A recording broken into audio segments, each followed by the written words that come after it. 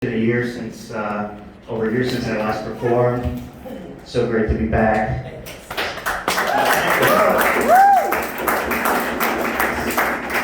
So great to have so many friends and family and neighbors and John Stein here.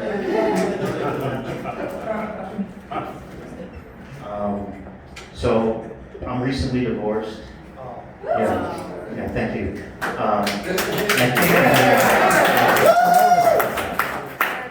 I've been doing a lot of soul searching and reflection because my ex-wife said I was too mean to her.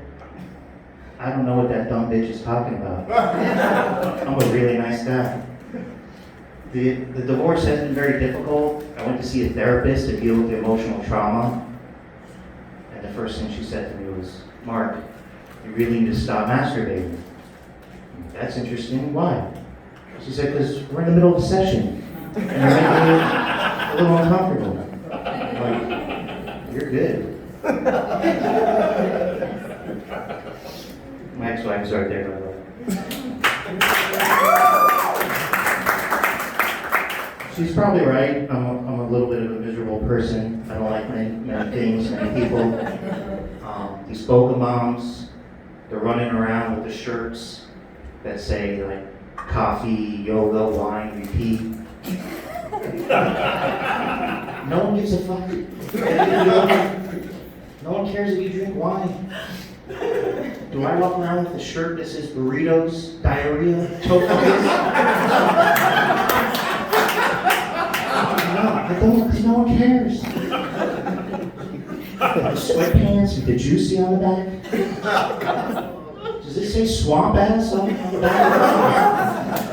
Anal fissure?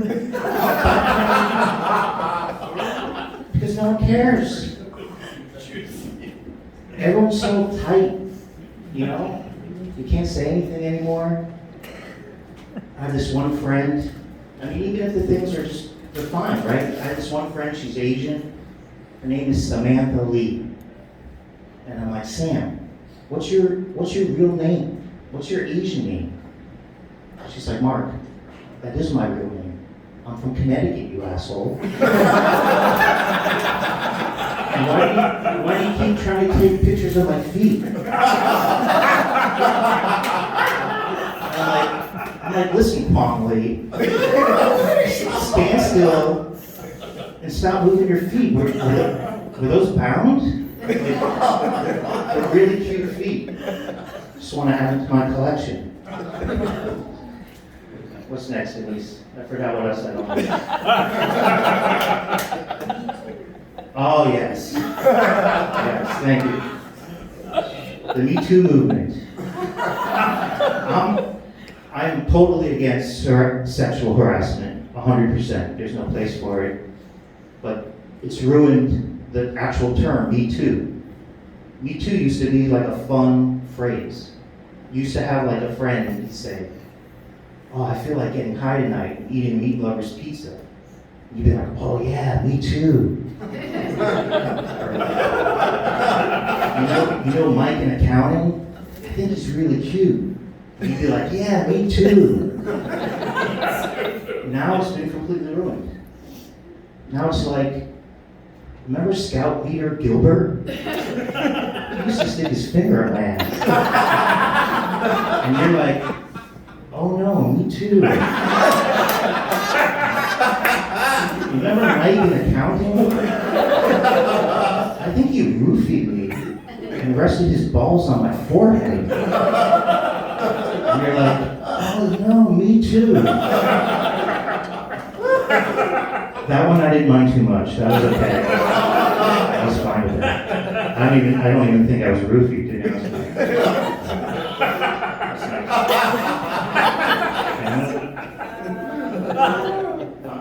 Oh, my dad. Oh, my family. I do not like my family. My brother's here tonight. I'm not talking about him, of course. It's my dad. He's awful. He tells stories with no point. He does nothing. He's old. He watches CNN all day, just screaming at the TV. He doesn't play golf, he doesn't play tennis.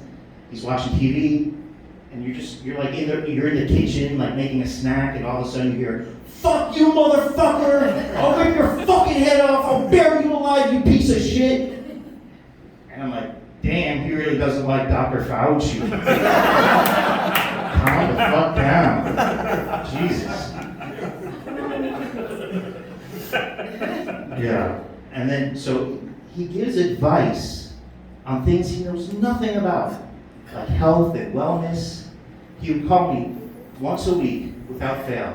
"Mark, are you eating enough blueberries? You gotta eat blueberries. And you gotta do 10 push-ups a day." Like, who the fuck does push-ups? You're gonna give me advice on health? You have type 2 diabetes, fibromyalgia, irritable bowel syndrome, you can barely walk, you pee every 20 minutes. That was your secret? Blueberries and push-ups? Yeah, thanks. I'm good. I'm good on the cranberry juice front. I drink enough yeah, you don't have to worry. I'm drinking cranberry juice. It's all good. Dad, I got some advice for you. Shut the fuck up. Just go. It's time. Just let nature take its course. It's okay. Live a good life. No, seriously. In all seriousness, I want him dead. Thank you. Don't forget my dad. Yeah. What's next? Kids. Oh, shit. Hey, kids. I got 2 kids. 2 beautiful girls. Woo! One of which I love very much. The other one, like, everything needs to be like perfect, or she freaks out.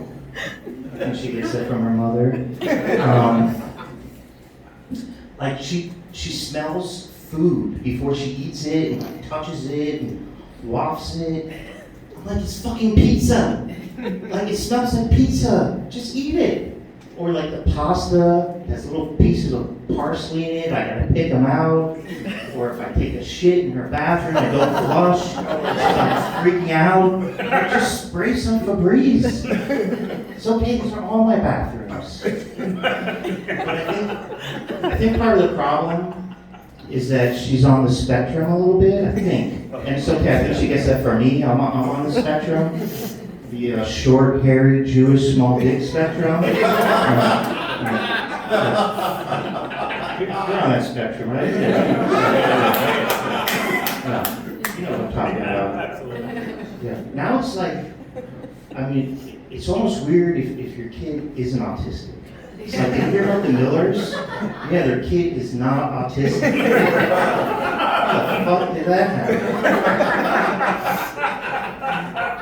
I don't know what it is, but like, if you're a girl and you're divorced and you're over 50 and you have 2 or 3 kids and one's autistic and you have an emotional support dog, you want this dick right here. You fucking love it. I don't get it. I don't know what it is. But I got news for all you ladies out there. It's not gonna happen. Because I'm not giving up hibachi night for some 13-year-old pussy who's afraid of onion volcano fire and loud noises. I'm getting me some yum yum sauce and some hibachi fried rice. And that's just the way it's gonna be. What's next?